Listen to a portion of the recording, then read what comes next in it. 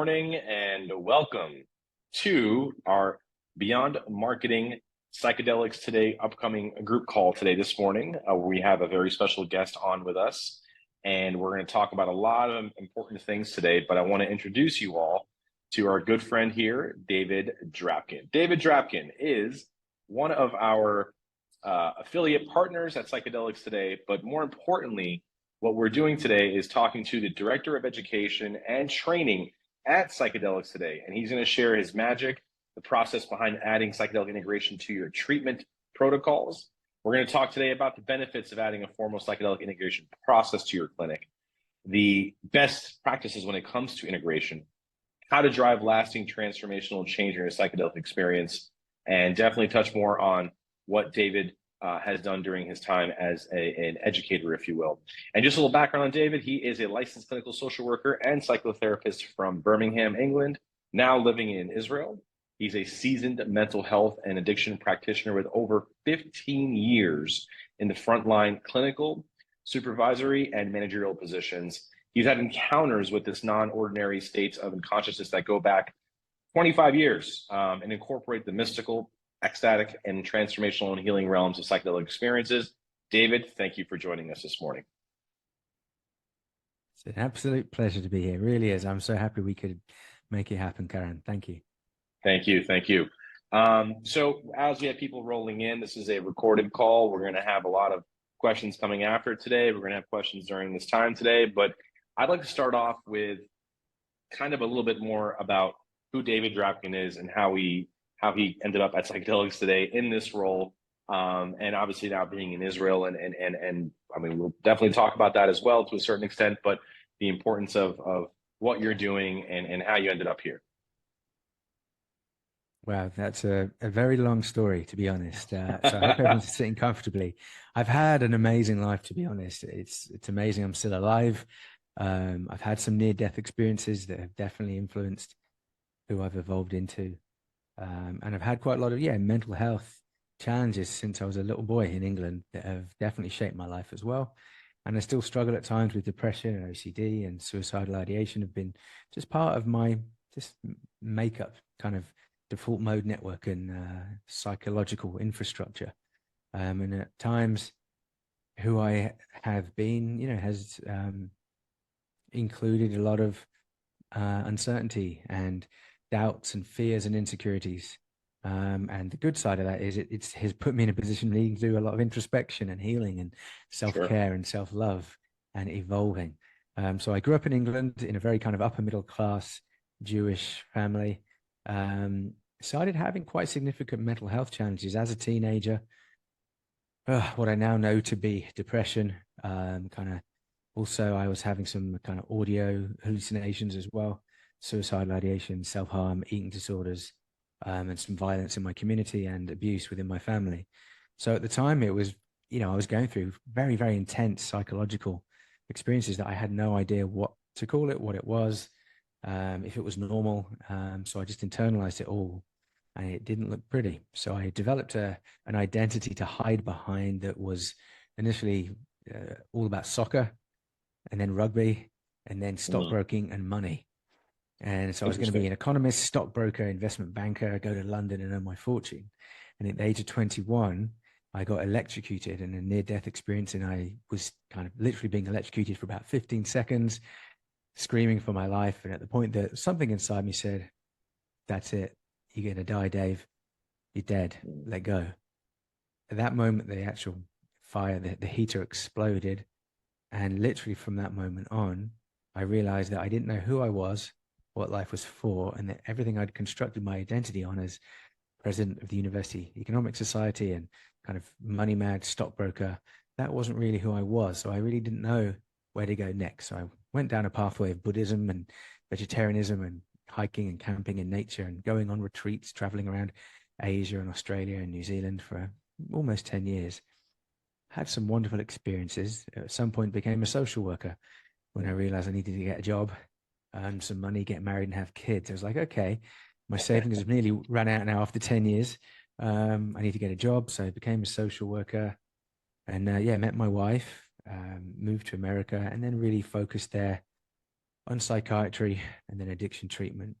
And the reason I wanted to do that is because the helping profession was the exact opposite I could find to investment banking.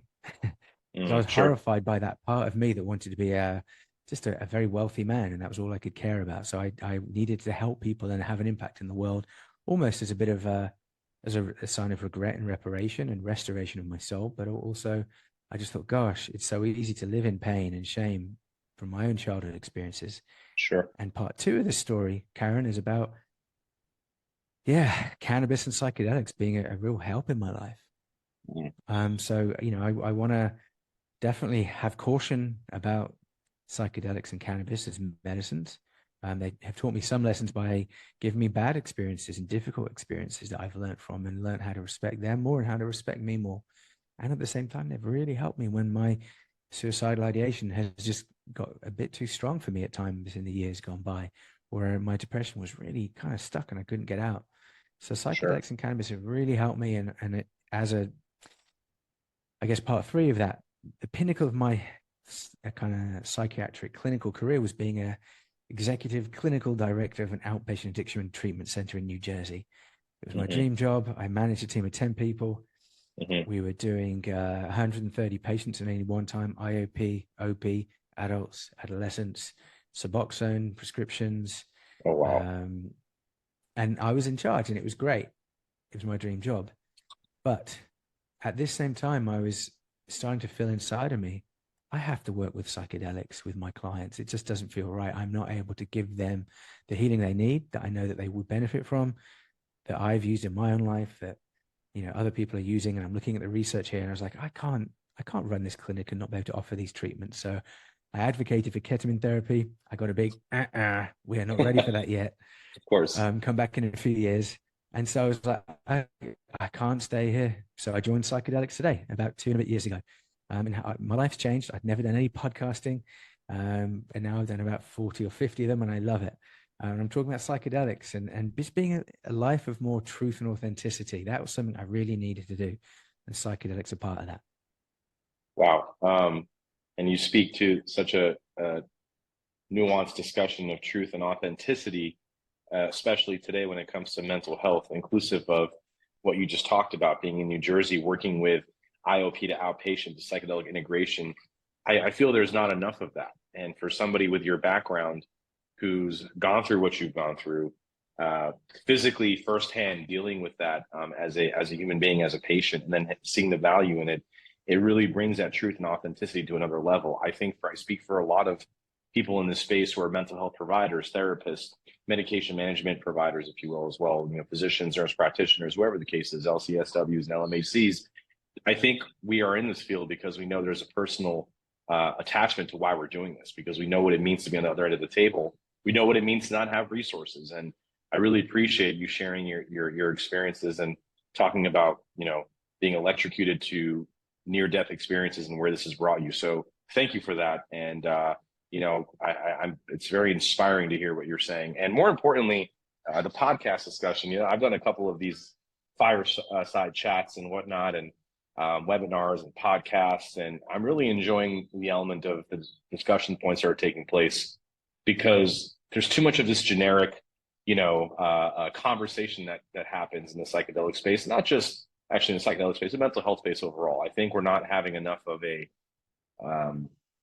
genuine, authentic conversation that needs to be had about what exactly we're doing, and focus less on the gratifying results and more about the process. And that's something that I don't think, a lot of providers have a lot of ground on yet. So we want to be the bridge at Beyond Marketing to bridge that gap.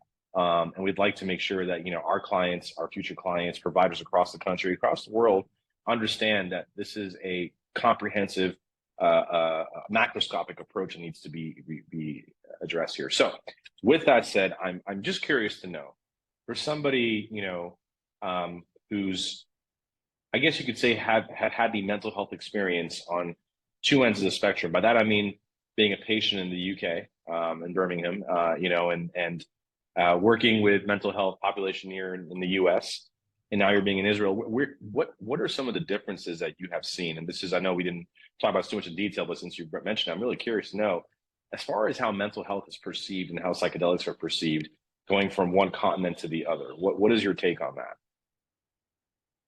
Yeah, it's a really good question. Thanks, Karen.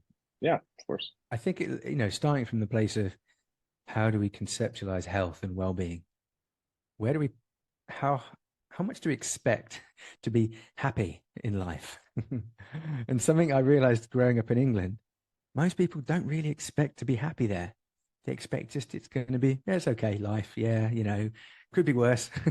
What do you So mean? there's Just that go to the pub expectation that, and let your sorrows go at yeah, the pub, right? Yeah, of course. watch football, soccer, drink tea. The expectations are less. And in a sense, there's advantages of that. It makes maybe builds up some resilience and tolerance, but it also means that when we do reach our breaking point, we don't go for help, because we're just not, in a sense, so fluent emotionally, psychologically at expressing ourselves, at understanding what's going on inside of me. What are these things called feelings, especially for men? And then it's hard to ask for help, particularly in England. Whereas in America, yeah, I think people have much higher expectations of peak functioning and success and happiness. I think that is part of the archetype in America. And again, there's a dark side to that as well, because there's some unrealistic expectations, and that's why America has more, say, eating disorders and anxiety and isolation socially, because there's a sense of we should all be successful and happy all the time, and we're taking more drugs, SSRIs and other things to be happy all of the time. So that also creates this tension about how do I be happy and allow myself not to be happy? How can I be okay with not being okay all the time? And I think Israel, I'm not trying to say we do everything right, but in Israel, people, because it's in the Middle East, because we've gone through just a lot of trauma, so we can't repress it, we can't hide it. We have to speak about it. We have to show it. It seems to be a good balance between. It's actually one of the highest quality standards of life in the world, Israel. People seem to be happier here, kind of quantitatively speaking. I definitely see people are more able to express emotions, especially things like anger and sadness and fear. It just comes out more. And there's also just a lot more community support structures that are embedded here. So it's got more of that kind of almost like a Mediterranean feel to it, or a kind of a non-Americanized cultural infrastructure that enables people to rely on friends, family, and community. So Sure. yeah, there's definitely, I've just seen over the last 3 months, prescriptions for SSRIs have gone up over 100%, just in the last month, Mhm. sleeping pills in particular. So there is a realization that what we are currently going through is beyond our ability to cope. So more people are reaching out for SSRIs, sleeping pills, anxiety, benzo meds, because there is this kind of, been a month now, a chronic state of hypervigilance, anxiety, and trauma. So yeah, the Yeah. community is stepping up to fill that, but also people are reaching out more for pills to help.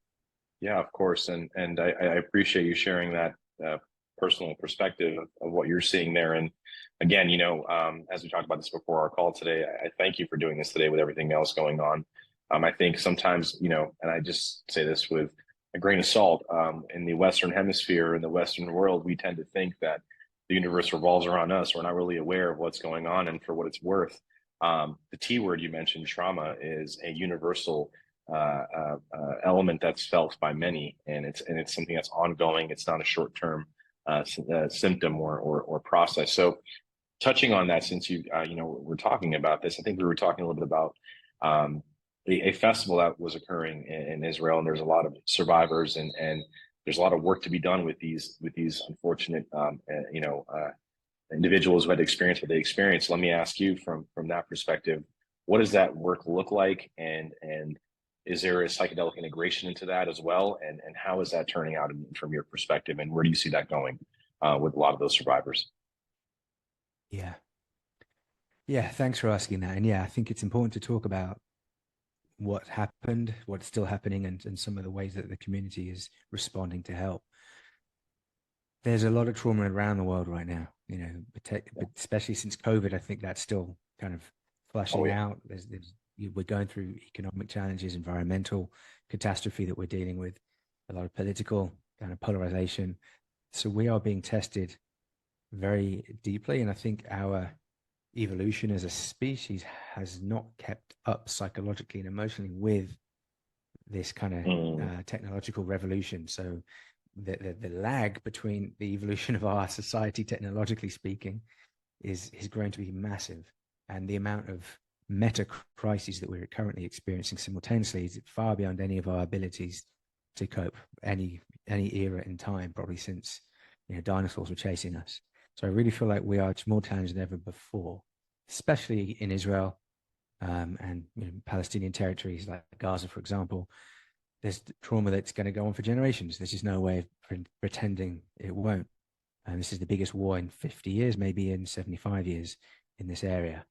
I've got an app on my phone, and it tells me where the rockets are coming from, and Jeez. show it there. I don't know if you can see, but there's some kind of red warnings there, Yeah. and it just says, okay, there are rockets coming to this part of Israel right now. So for me, where I live, I have 90 seconds from how long it takes for the missile from Gaza to be launched or from Lebanon to be launched before it actually hits my town. Some people that live closer to Gaza and Lebanon, they have literally 15 seconds to get to their bomb shelter.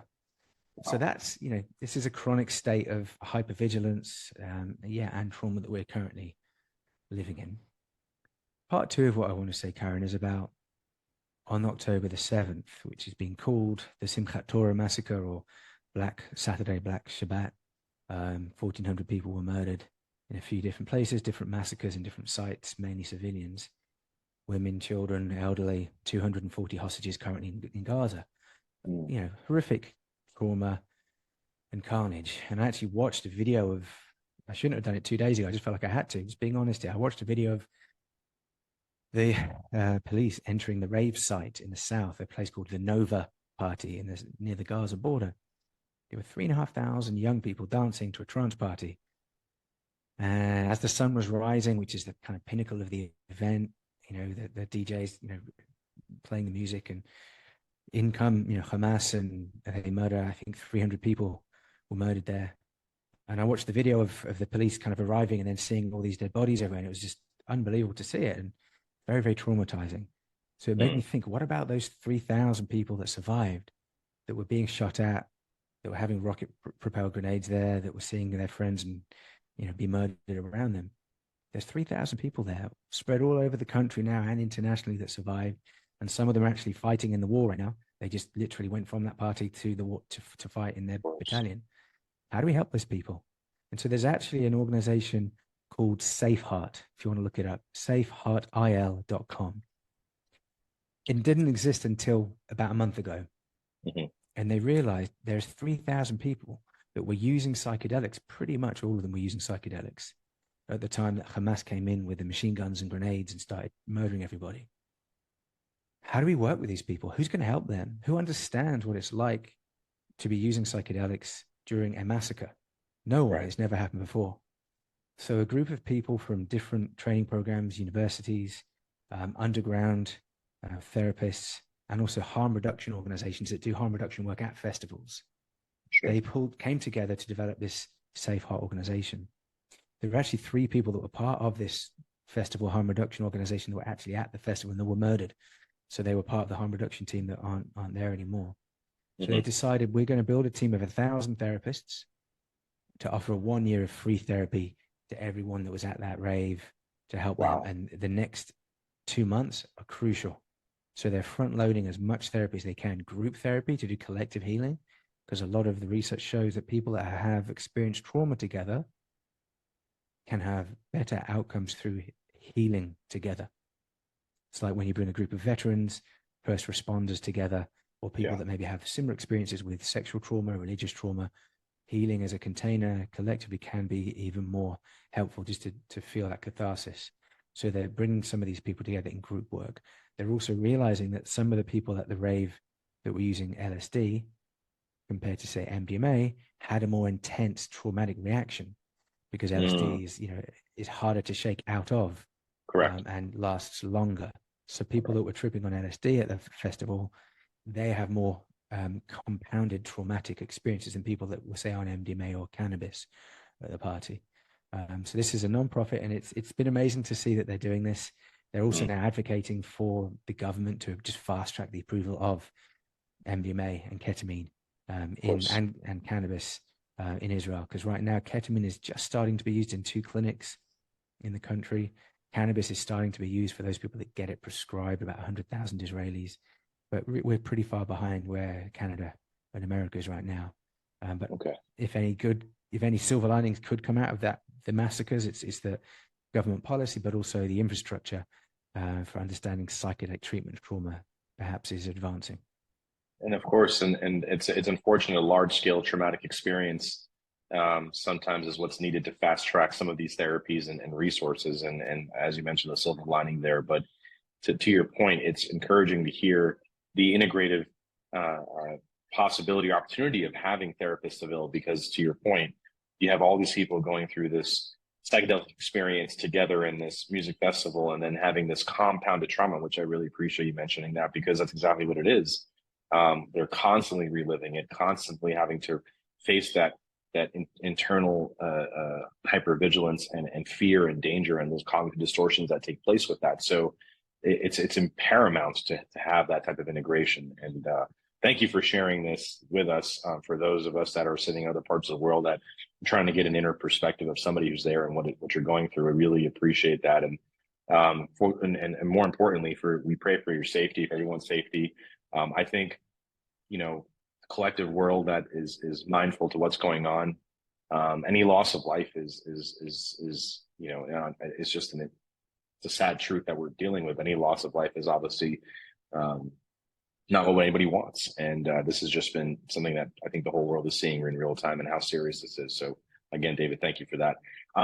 Now, since we talked about what Safe Heart's doing in Israel and how we are applying the integrative model, I'm curious to know at Psychedelics Today, as Director of Education and Training at Psychedelics Today, what are some of the benefits of adding a formal psychedelic integration into a clinic? You have an experience from the outpatient sense. You mentioned the IOP program in New Jersey. You mentioned the S word, Suboxone. I have all too much experience with that in our providers and team. And, it was just like this rabbit hole we were chasing in our clinic, because we're treating, let me rephrase, I felt like we were maintaining certain conditions rather than treating collectively a patient's mental health deficit. And to me, the word integration is so widely used. I think it's very generically used. But to ask you, as a Director of Education and Training, what are some of the benefits of adding a formal integration process? Because we have a lot of clients that are bringing in ketamine, going to fast track to the inclusion of MDMA for our veterans and other patients. So what would be the benefits of adding a formal integration process, and how would you envision that if you were a clinic owner starting a new clinic today? Beautiful question. I really want to talk about this. Yeah. Thank you. Sure. The first thing I want you to do, I know this is going to be recorded, so everyone watching this, think to yourself, when you hear the word integration, what does that mean to you? Literally, how would you define it? What does it mean? What does it look like? Integration. I've prepared a definition that comes from an article by Sethi and Shukla 2020. They define it as: integration is the interconnectedness and harmonious interaction between the physical, emotional, relational, spiritual, and mental aspects of the human experience. So that's some of what we're talking about with integration. How do we do that? How do we make that happen? So all these parts of our lived existence are integrated with each other. And for me, I think we're integrating our past with our future, our self with our community, with our families. And we're also integrating the different parts of ourselves. If you're familiar with internal family systems, this concept that we're made up of parts that may well not be well integrated, and they may have, in a sense, some counterproductive relationships inside of us. So there's parts of us, some emotions, some energies, some drives, some parts of our identity that are actually suppressed, repressed, or kind of mutated in how they are expressed or not expressed. And so integration means we are going deep into all of those internal aspects. And then we have to come out from our experience. And then what do I do with all of this? And so I think, we often think about integration as being what happens after the medicine. And that is true. But there's a much deeper piece here, that integration is simply life itself. So what are we doing right now? Well, we're integrating. We're integrating what I'm listening to, what I'm thinking, what I'm feeling, what happened earlier today, what's happening next, what happened yesterday, what kind of life have I lived, what kind of identity and community are part of my experiences. We are constantly integrating. And once we realize that life is integration, I think it gets harder for us to not want to provide integration services to our clients. Why? Because it's more exciting and fun. I think as a clinician, I wow, agree. if that's how we understand integration, gosh, then my job can be much more exciting and fun and creative, and every day is going to be different when we start to do integration work. Yeah. So that's my first point. Yeah, Karen. Yeah. No, I'm just integration is essentially life, and I've actually never termed it that way or put it in that context, but just to let you know, this is what a lot of the mental health clinical provider world has been designed to do, is that integration essentially is mindfulness, meditation, journaling, art therapy. And we get into the granular details that we tend to forget, you know, what exactly is the purpose behind that and how to really provide that kind of type of support. And I know I've talked to clients, providers that say, you know, I have a clinic and I'm concerned about how many resources I have to provide the integrative counseling. So I'm going to refer that patient to somebody. I've talked to, you know, clinicians that are offering ketamine sessions or infusions, and the element of CAP, or ketamine assisted psychotherapy, is so stretched out with different providers, different locations. It's not coordinated, not structured. There's no collaborative sense of well-being. So I think, to your point, you know, that's a great way to look at it. So yeah, sorry to cut you off, but I'm just blown away by that. Yeah, yeah. And honestly, as a therapist, I would much rather be doing that kind of work. And, if you lived in a city where there's plenty of other therapists that are doing psychedelic harm reduction integration work, then go ahead and form partnerships with them, and you can refer out to them. But you must make sure that any client that you're providing ketamine to, IV or IM, that they have a therapist that they're working with before you start to do that work, and that you have consent signed to work with them and give them updates, kind of post treatment of ketamine, and that they will then follow up with that client.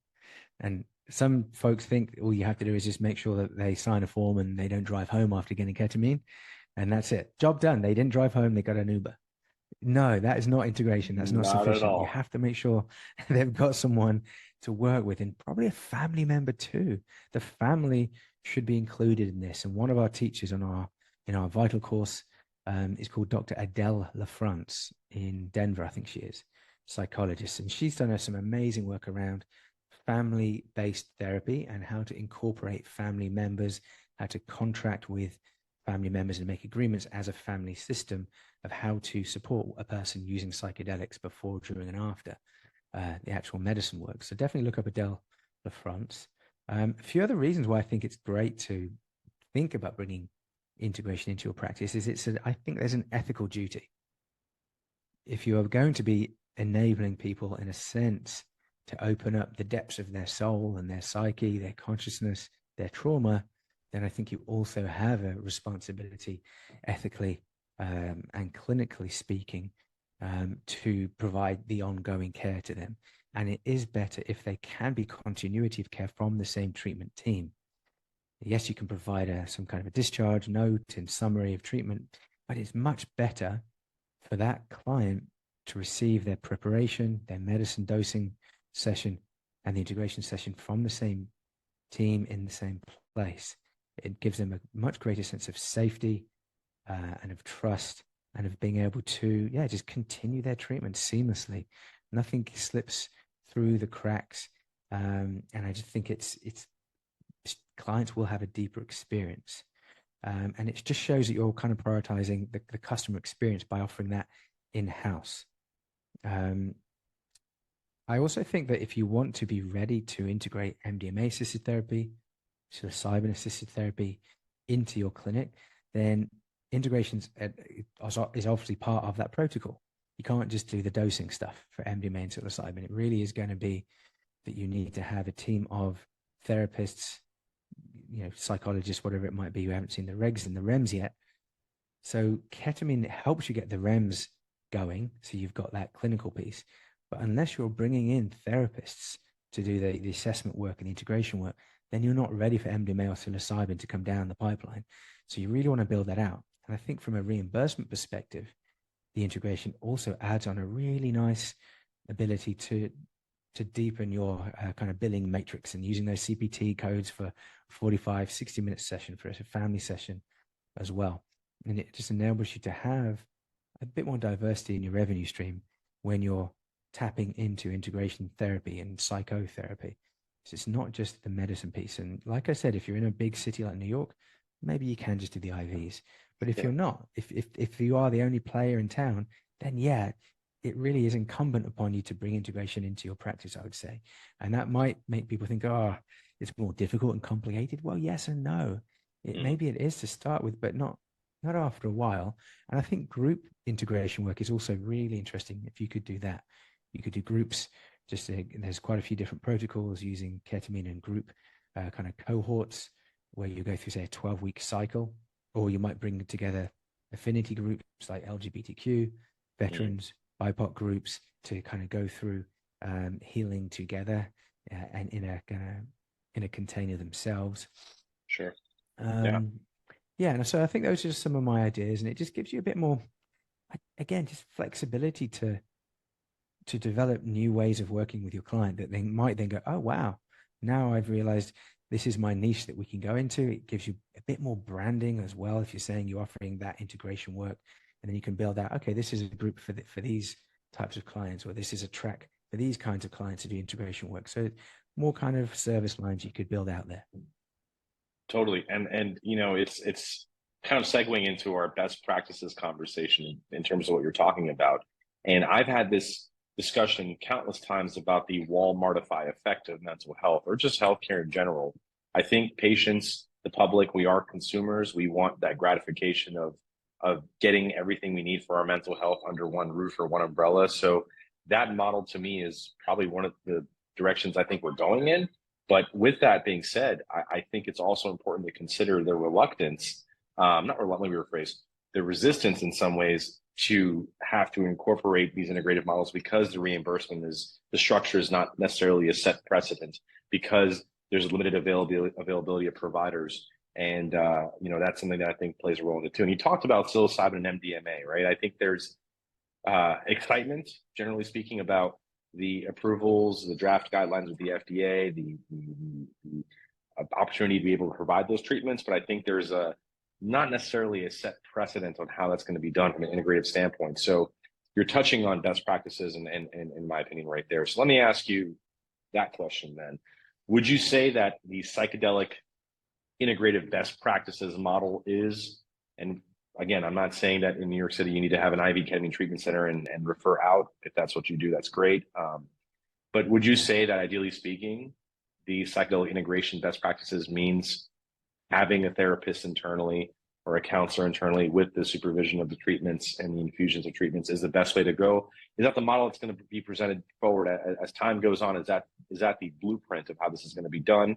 Or is there room for providers in this space to just provide one sole avenue of treatment and that's it? What are your thoughts there?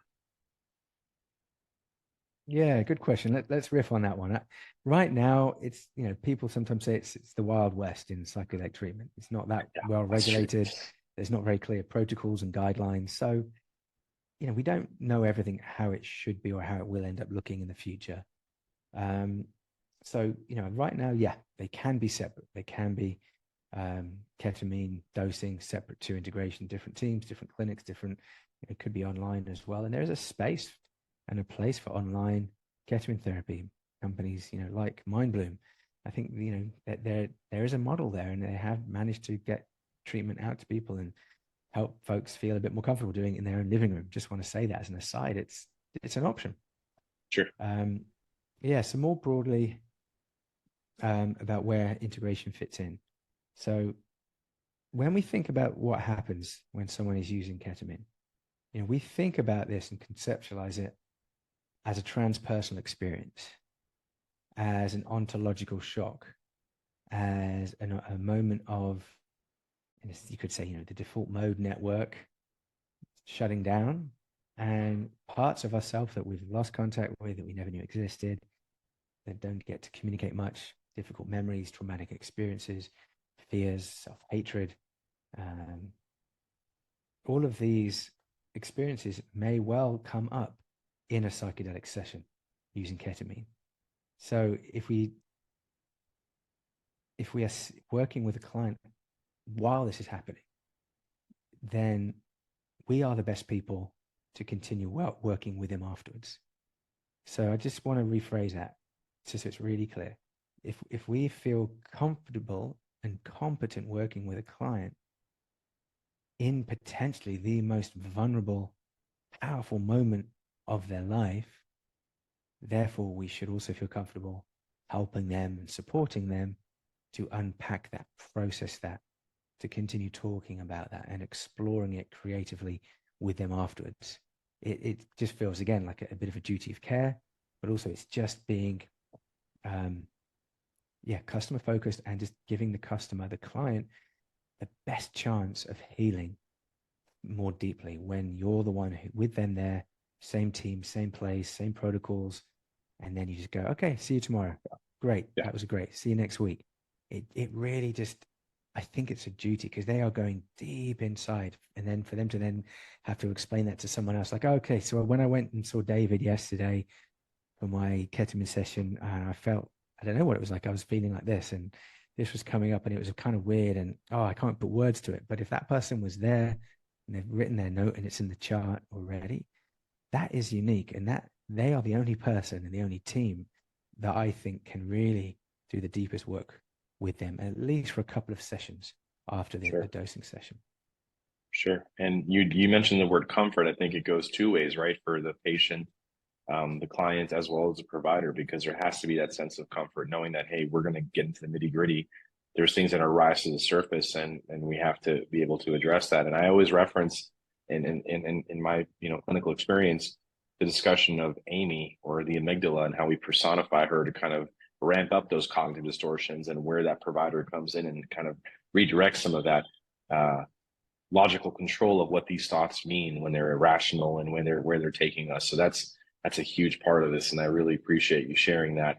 I do want to play devil's advocate, though, when it comes to ketamine specifically. You mentioned Mind Bloom. The FDA came out with a recent statement about compounded ketamine usage, not necessarily advisable for psychiatric disorders. And I think the public impression has been kind of manifested into a misguided message, if you will. It's like, and then the media definitely took that FDA statement saying ketamine is not advisable for psychiatric disorders. That's not what it was saying. It was saying oral compounded treatments that are not supervised or guided are not advisable. So let me ask you this question. Do you feel this at-home ketamine care model is sustainable? And part of that is, can we trust the public enough to do the right thing for themselves if we are providing the comfort of having ketamine in their own home? With the way things are going and how these companies are popping up, because I have my own 2 cents about that, but I definitely think there's pros and cons. So I'd love to hear your thoughts on that. Yeah, loving this conversation. Yeah, definitely happy to talk about that. There's been certain times in my life where I've been forced to change my mind about certain things. So when I came to Israel 20 years ago, I was a big hippie eco warrior, and I was thoroughly opposed to water desalination plants. I was like, no, we shouldn't be doing that. It's a waste of resources. We should just find other ways to be more water safe and, not use so much water. But then after I visited a water desalination plant, I realized, oh, wow, yeah, without this, we just couldn't live, and the country cannot survive. And we actually give a lot of water to Jordan from those desalination plants. And another example where I changed my mind is about at-home ketamine therapy. Initially, I was like, this is terrible. No way. This is really unsafe. And, they're just money grabbing. And so, that was my initial reaction. I looked at some data. I spoke to some patients, spoke to some of the companies that were providing that treatment. And I'm not convinced. I don't think it's 100% safe, but I think there is some argument to be made that in some cases it is a viable treatment modality, particularly, say, people that maybe have anxiety, don't leave home, or they're elderly, or they're quite socially isolated, living in rural areas, or they work hard and they can't take a day off to go to a ketamine clinic an hour away, for example. In those kinds of cases, it's more like socioeconomic, geographical logic. But there's also an argument around, healing at home can be helpful. And to be honest, 99% of people using psychedelics in America right now are probably doing it at home or at someone else's home or in a ceremony somewhere in downtown, That's true. wherever. That's true. But that doesn't mean it's safe or that they're going to have the best outcomes. And so I think, with at-home therapy, there should be a better approach to the risk factors. And I do definitely accept that some of the assessments of patients have been inadequate and insufficient. And some patients have been approved for at-home therapy that shouldn't have done. And they've been getting dosages mailed to them that were way too high. There hasn't been enough monitoring of each patient's treatment journey. And there is without a doubt a heightened risk of addiction and abuse from having it mailed out to someone and they're using it at home. There's no way around that. So there are additional risk factors, and there's risk everywhere. We can't avoid it. Are the risk factors heightened sufficient for us to, for the benefits to outweigh those risk factors? In some cases, yes. In some cases, no. So I think, I'm moving in one direction, but I'm not convinced yet. But I think it's good to have it as a treatment option if nothing else exists at the very least. What do you think? That's a very objective answer, and you've actually changed my mind, because I've been very frankly, I've been very anti, at-home ketamine psychedelic treatment for clinical purposes due to the fact that, and I hate to say this, just the trust that I have in the general public to do the right thing for themselves and not abuse the medication or treatment, because that concern is definitely there. But to your point, there are a certain number of people that benefit from having the convenience of having these treatments in their own home due to social anxiety limitations of getting out and about. So I totally see value in that. I guess, and that would beg the question is, a lot of these companies or organizations that provide at-home psychedelic treatment, are they going towards a direction of providing some sort of integrative support? Because telehealth obviously is a mainstay in how we do healthcare, especially in the US and across the world. So I guess the question there becomes, are we able to provide that type of support from a digital standpoint? And is that something that's being integrated as well in the psychedelic model? Digitally speaking, we have the resources. Is there enough of push for that? Does that count as integration because I'm talking to somebody on Zoom or whatever the case is? Yeah, that's great. Definitely these models of care that have ketamine teletherapy do include the preparation and integration work using psychotherapy before and after. And the question of reimbursement for that depends on, what kind of licensed professional is doing it. I think people use a combination of coaches, licensed family therapists, social workers. But yeah, I do think the integration piece can happen at home. And so the actual medicine dosing piece could happen at home or in a clinic, depending on the patient's factors. I know there was a company, it doesn't exist, well, it does exist, New Life. It just got purchased by Beckley Waves. They were doing at-home therapy with using ketamine. Yeah. They had a protocol with Field Trip, which also went bankrupt. Was purchased by another company called Stella, doing ganglion blocks. And they used to have a protocol partnership so that if a patient was too risky for at-home therapy because of addiction potential, because of the amount of trauma that they had, then they would say, okay, you go to a Field Trip clinic and we'll do the aftercare. So sometimes that you can have that partnership between telehealth and in-person ketamine clinic. It can work, but just generally speaking, integration can be done online. But integration therapy is not just psychotherapy. There's some different aspects of it. So I'm happy just to talk about a few ideas around best practices for psychedelic integration therapy, because it is different. So I trained for a long time, 2 master's degrees in social work, done some psychoanalytical training that does also apply to psychedelics. But a lot of my training doesn't really apply to psychedelic therapy and integration work because it is inherently different. So make sure that therapists, counselors that you're using have gone through psychedelic specific training. Specifically, for example, what we have at Psychedelics Today is a 9-week course called Navigate Psychedelics, which is a good taster, and then a 12-month course called Vital. Is it essential to do that kind of training? Probably yes, it is. If you really want to manage your liability, and yeah, make sure that you're delivering, effective outcomes, you need clinicians that have done this therapy, this kind of training. Even if you're not doing integration work, if you are doing this sitting with someone while they're having the administration of ketamine, then that person needs to have gone through psychedelic training, as does the prescriber. So some of the models I'd say that are good for best practice around integration, the kind of Jungian psychodynamic and psychoanalytic aspects of this work that recognize that humans have a subconscious, an unconscious, and a shadow, and to be able to work with those concepts. And sometimes we can not necessarily have the answers for our client, but we can have the language and the openness of mind that enables them to identify what the questions are that they now have after having their ketamine experience. Because psychedelic integration is really premised on being remarkably open-minded, not jumping to conclusions, not knowing what to do, not having the answers, not being the expert. So if your team can do all of those things, then they are probably in a good place to do integration work as well. It's just remarkably open. You have to be so open-minded to coaxing out from someone what the experiences were, what it meant to them. What did you learn from that? And who are you now? Like, what are you noticing is different? What feels different in your life? So you might want to do some journaling around that. What relationships seem different? How are you handling situations differently? And it could be that, oh yeah, I'm not getting as angry with my kids right now.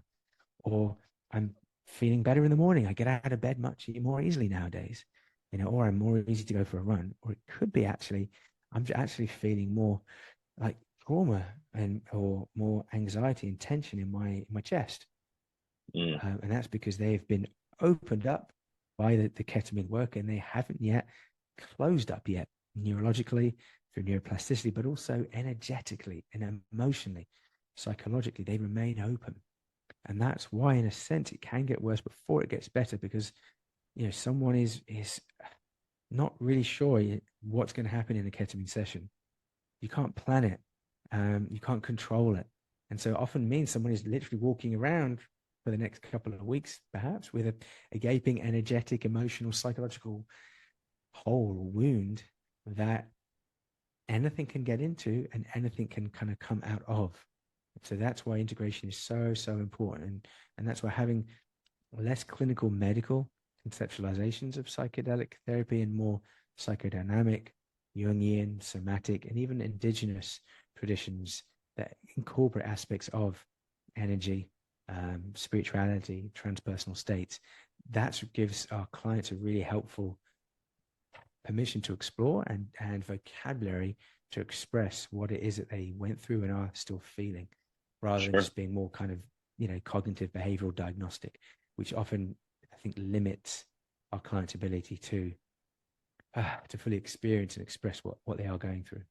It's not so black and white as one would assume, right? And that's kind of the conventional train of thought, is because in primary care medicine, you have an infection, you take an antibiotic, and it's very one way relationship with that, but it's not so granular, if you will. And you mentioned the word neuroplasticity. I talk about it all the time with our clients. It's a big part of how we incorporate and educate the public on what we're doing in mental health, trying to create this muscle memory and repeat that positive change that takes place. So I really appreciate that breakdown. That was just a profound explanation in a great way, very, very well put together. So I really appreciate that, David. I do want to spend a couple of minutes, I know we're short on time, just to open it up to a couple of our guests that are here today. This call is recorded. I just wanted to share the affiliate link partnership that we have with Psychedelics Today. Will be emailed out to anybody who received an invite for this call. And if you're curious to learn more about these 9-week courses along with Psychedelics Today and with Vital, please let us know. We'd set you up with a link to utilize those resources. It's great training material. I think it's something that a lot of our clients can benefit from. So we'll share that with you shortly. With that being said, I know we have a couple of people that are on today. Any questions from those guests that are on? Any questions that you would like to send my way that I can ask, or you want to ask yourself, feel free to do so.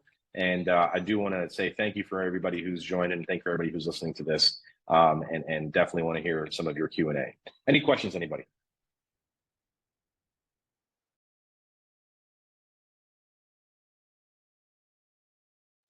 Well, that's okay. We can hold off on that. If you do have any questions for David, and you wanted to send them to Beyond Marketing, we're happy to keep that channel of communication going. I do have Mark joining us. Mark is a good friend and colleague of mine in St. Petersburg, Florida. And Mark, take it away. Yeah, no, this is a great talk, and I appreciate it. The integration really kind of stuck with me, and what I think is a very important part. And love to hear a little bit more on ways to kind of create that kind of local group.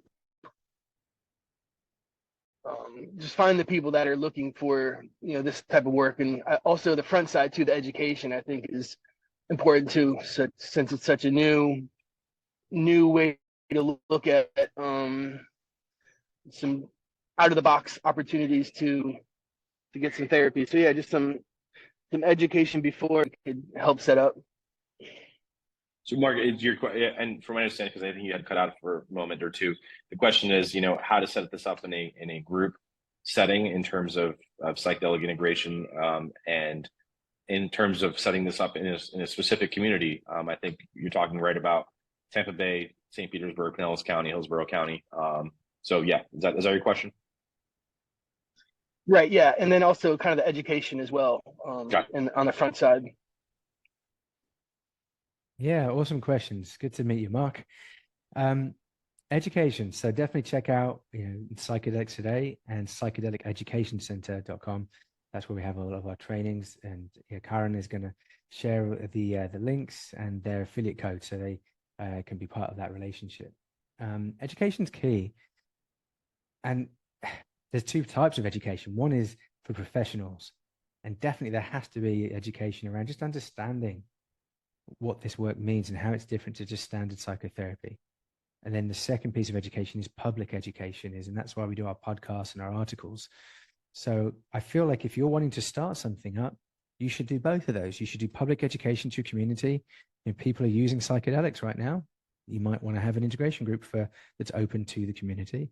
And if you're already offering ketamine in your clinic, which I assume you are, then yeah, I think by being able to communicate education around the benefits of integration to your client census, you can share articles that we have about integration. There's some research that's showing about integration and how it improves client efficacy and outcomes. That kind of education, I think, just helps people that might not want to do psychotherapy, that might not want to do group work, to think maybe that could help. And I think the group therapy can be really helpful if you can find some affinity groups. So in the past, like I've worked a lot with veterans and first responders, or folks that are part of like the plumbing union, to come together and do work together, for example, or might be a mother's group or a men's group. So having affinity groups go through this process together might make it a little bit easier. And yeah, so I think those are my main ideas. Awesome. Thank you, David, for that explanation. Mark, great question. And the affinity group topic, I think, is definitely a big discussion point in how to get that started, because again, these groups are where the source of your patients will primarily be coming from, and a lot of them will be exhausted in terms of not having enough resources. So I think having that channel of communication with them is huge. With that said, I would like to take this time to thank everybody for joining us today. Just a quick heads up, David's in Israel, I'm in India. We have listeners in the US and across the world. So I love that there's a global connection taking place here for what we're doing on the large scheme of things. And for what it's worth, the work has to continue. The work is not done. And I'm just excited to see where things go forward. We will have David on a call again in the coming weeks. Look out for an invite and some information regarding that. And again, those affiliate links will be sent out. And if you do not get them, please reach out to us at Beyond Marketing. We'll definitely set you up with those affiliate link partnerships. With that being said, again, David, thank you.